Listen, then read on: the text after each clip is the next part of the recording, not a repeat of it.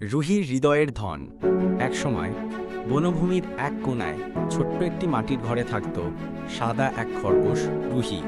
দেখতে ছিল মানুষের মতো, চেহারায় কোমলতা, চোখে ছিল অনেক স্বপ্ন, আর মন ছিল গভীর সমুদ্রের মতো প্রশান্ত।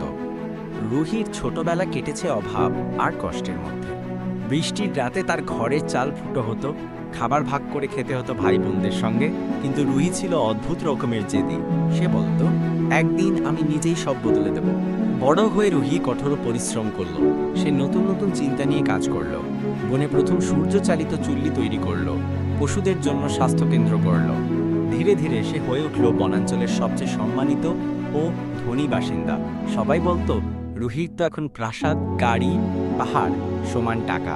কিন্তু রুহির চোখে একটাই স্বপ্ন রয়ে গেল, যেখানে কেউ খালি পেটে ঘুমাবে না, যেখানে শিশুদের চোখে থাকবে শুধু আলো।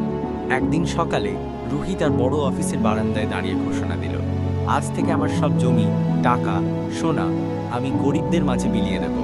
আমার ধন নয়, তাদের হাসিই হবে আমার সবচেয়ে বড় সম্পদ। অনেকেই অবাক, কেউ বলল, তুমি কি পাগল? কিন্তু রুহি বলল যে সুখ একা রাখলে তা বোঝা হয়ে যায়, আর যা বিলিয়ে দিলে তা হয়ে ওঠে আশীর্বাদ।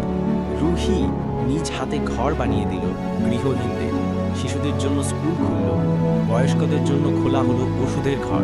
একদিন এক ছোট্ট খরগোশ এসে তাকে জড়িয়ে ধরে বলল, রুহি আপু, তুমি আমাদের জীবনের আলো।